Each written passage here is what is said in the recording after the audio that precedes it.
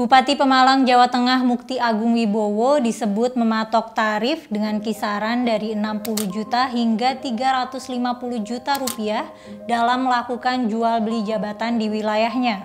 Mukti ditetapkan sebagai tersangka kasus dugaan jual beli jabatan di lingkungan pemerintahan Kabupaten Pemalang setelah terjaring operasi tangkap tangan Komisi Pemberantasan Korupsi. Bagaimana kelanjutan kasusnya? Simak ulasan selengkapnya bersama aku Mela hanya di Headline.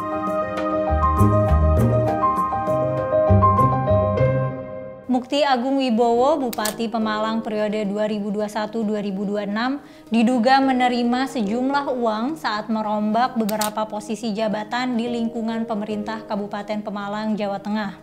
Uang yang ia terima beragam di kisaran 60 hingga 350 juta tergantung level eselon. KPK menyita total uang senilai 4 miliar rupiah dari MAW alias Mukti hasil praktik jual beli jabatan yang ia lakukan. Komisi Pemberantasan Korupsi langsung memanggil Wakil Bupati Pemalang, Jawa Tengah Mansur Hidayat sebagai saksi terkait kasus dugaan suap jual beli jabatan yang menjerat Bupati Pemalang Mukti Agung Wibowo.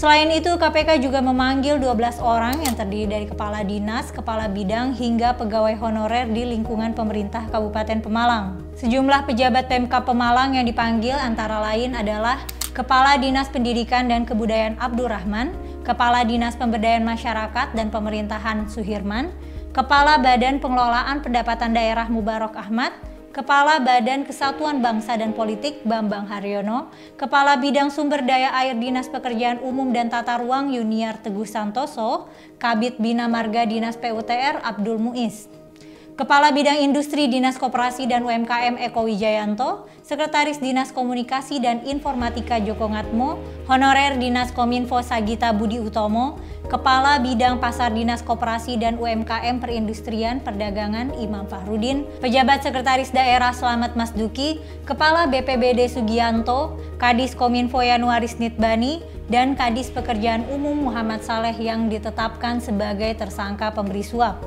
Banyak juga ya orang-orang di belakang Bupati Pemalang ini. KPK sudah menemukan sejumlah bukti terkait suap jual beli jabatan yang menjerat Bupati nonaktif Pemalang Mukti Agung Wibowo. Hal itu terungkap dari penggeledahan di sejumlah tempat di Pemalang, Jawa Tengah. PLT Juru Bicara Ali Fikri menyebut penyidik KPK menemukan sejumlah alat bukti terkait perkara suap jual beli jabatan. Adapun benda yang ditemukan berupa dokumen hingga uang. Ali menyebut nantinya KPK akan menganalisis bukti-bukti yang telah ditemukan tersebut. Kemudian temuan itu akan ditambahkan dalam berkas perkara tersangka. Adapun lokasi yang digeledah penyidik KPK antara lain 1. Kantor Bupati Pemalang, 2. Kantor Dinas Koperasi Pemkab Pemalang, 3. Kantor BKD, 4. Kantor Dinas PUTR, 5. Kantor Kominfo, dan terakhir rumah kediaman pribadi tersangka MAW. Sebelumnya KPK melakukan penggeledahan di kantor Bupati Pemalang dan sejumlah kantor dinas Pemkab Pemalang.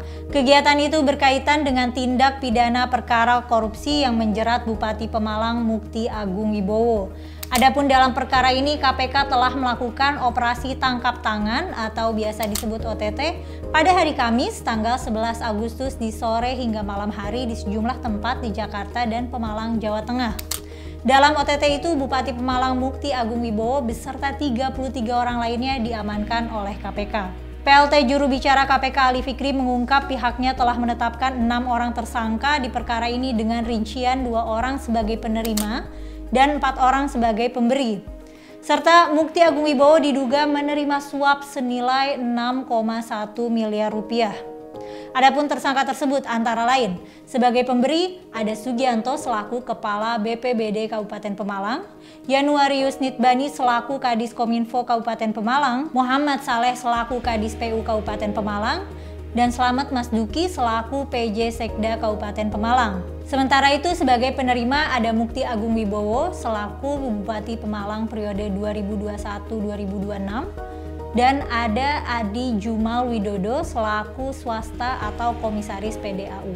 Mukti dan Adi selaku penerima suap disangkakan melanggar pasal 12 huruf A atau pasal 12 huruf B atau pasal 11 Undang-Undang Pemberantasan Tindak Pidana Korupsi Jo pasal 55 ayat 1 ke 1 KUHP. Sementara Slamet Sugianto, Yanuarius, dan Saleh selaku pemberi suap disangkakan melanggar pasal 5 ayat 1 huruf A atau pasal 5 ayat 1 huruf B atau pasal 13 UU Tipikor Jo pasal 55 ayat 1 ke 1 KUHP. Semoga kasus ini cepat diusut tuntas oleh KPK agar pelaku bisa menerima hukuman yang pantas karena kejadian ini pastinya merugikan rakyat. Segitu dulu ya update beritanya. Jangan lupa untuk like, komen, dan share video ini. Sampai jumpa lagi di episode Headline selanjutnya.